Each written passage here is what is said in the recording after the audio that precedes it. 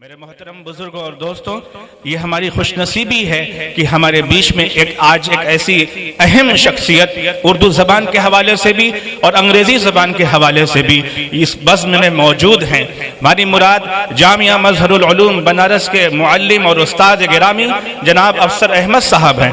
आम तौर से कुछ शख्सियात स्टेज की शख्सियात होती हैं जिन्हें आम तौर से लोग जानते और पहचानते हैं, मगर पिछले 20-30 सालों से जामिया मज़हरुल उलूम की दरसे तदरीस से इन्होंने उर्दू ज़बान को भी और अंग्रेज़ी ज़बान को भी जिस तरीके से राइज रखा है, इनके पढ़ाने का तरीक़ा और अपने तलबा को अपनी बात मुंतकिल करने का जितना तरीक़ा और सलीक़ा अल्लाह ने जिन इस्तेदाद के साथ इनको नवाजा है, ये बहुत बड़ा ये फरीज़ा उनके ज़रिए से, उनकी ज़ात के ज़रिए से अल्लाह ताला अंजाम दिलवा रहे हैं और आप बहुत ही खामोशी से इस ज़बान का हक़ अदा कर रहे हैं। मैं बहुत ही अदब के साथ अपने उस्ताद मोहतरम जनाब अफसर अहमद साहब से मुल्तमिस हूँ कि तशरीफ लाएं और अपने तासुरात का इजहार फरमाएं।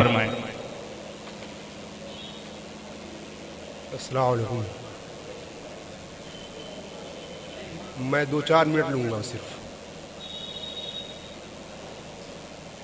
किसी ज़बान की अहमियत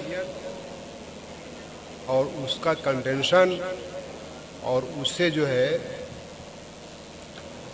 जेलसी या हसद-ज़ल्म क्यों होता है, या किसी फ़र्द से क्यों होता है।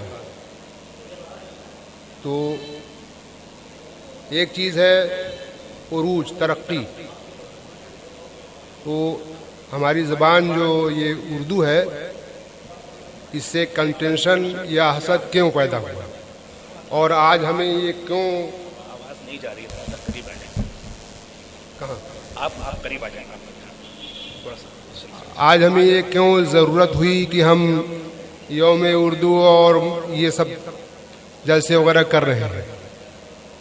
तो इसके लिए तारीख के औराक खंगालने होंगे और उसके लिए थोड़े वक्त नहीं है, 2 मिनट में सिर्फ ख़त्म करता हूँ। एक जो है बहुत बड़े कांग्रेसी लीडर हैं। कांग्रेस में 2 ग्रुप आप लोग जानते होंगे, शंकरन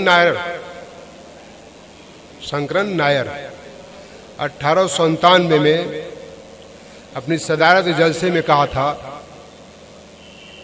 कि अगर आज़ादी हम बहुत पहले हासिल कर लेंगे तो ये खोई हुई ताकत मुसलमान बज़बान उर्दू फिर से हासिल करने की कोशिश करेंगे और ये कामयाब हो जाएंगे। 1897 की बात कर रहा हूँ, 1885 में ये कांग्रेस कायम हुई है, 1897 की बात कर रहा हूँ। उस ज़माने से उर्दू के ख़िलाफ़ मतलब अंदरूनी साजिशें चलती रही और बहुत सी तहरीकें चली। उसमें बनारस का भी बड़ा रोल रहा है। 1868 से बनारस से और बिहार सरहद से उर्दू के ख़िलाफ़ जो है ये मतलब बम जिसे कहते हैं लावा फटा है।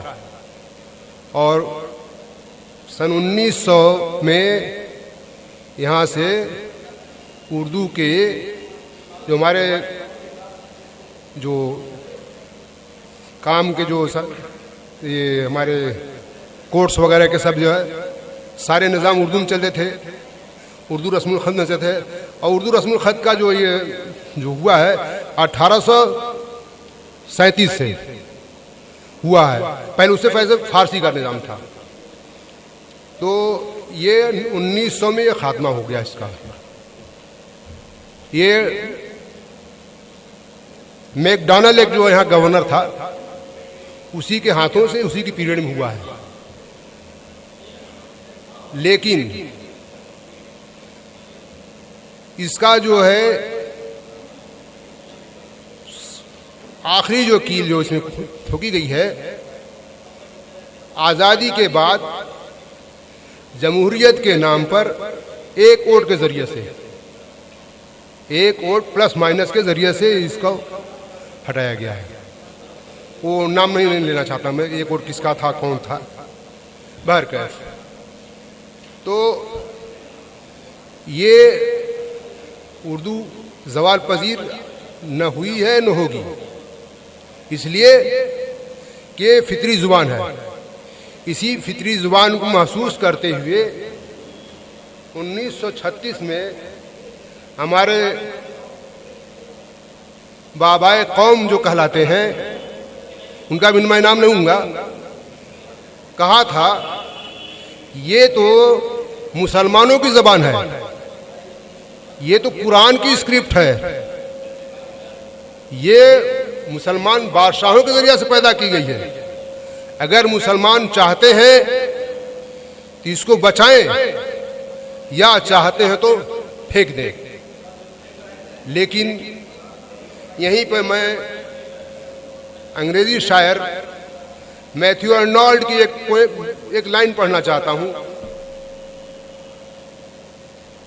Neither certitude nor help for pain, we are here in the darkening plane.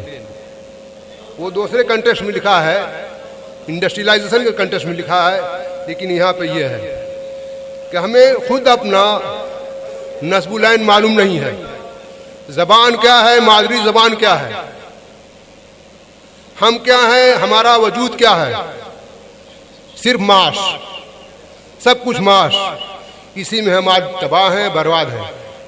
मादरी ज़बान कोई हैसियत नहीं, हमारा नस्बुल क्या है, हमारे ज़िंदगी का नस्बुलैन क्या है, कोई हैसियत नहीं। इसी में हम गुमराह हैं, इसी के चले हैं। और तबाही की ज़बान की जो है बर्बादी के ज़रिया हम खुद हैं। इस चीज़ को अगर किसी को जानना हो तो कैम्ब्रिज यूनिवर्सिटी के एक पब्लिकेशन है, पॉल ब्रास उसका राइटर है, उसका टाइटल है religion, language and politics in northern India. उसको आप पढ़ें। और मेरी ख्वाहिश है, मेरी तमन्ना है, अगर उर्दू जानने वाला थोड़ा इंग्लिश जानता है तो इस किताब को ज़रूर मुताला कर ले।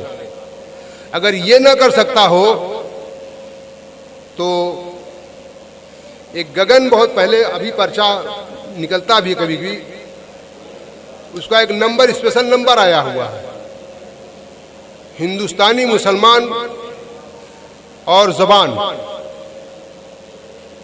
उसको मुताला करें। अगर वो भी दस्तयाब ना हो तो दावत का एक स्पेशल नंबर आया हुआ है, हिंदुस्तान और मुसलमान के मसाइल, उसको पढ़ें।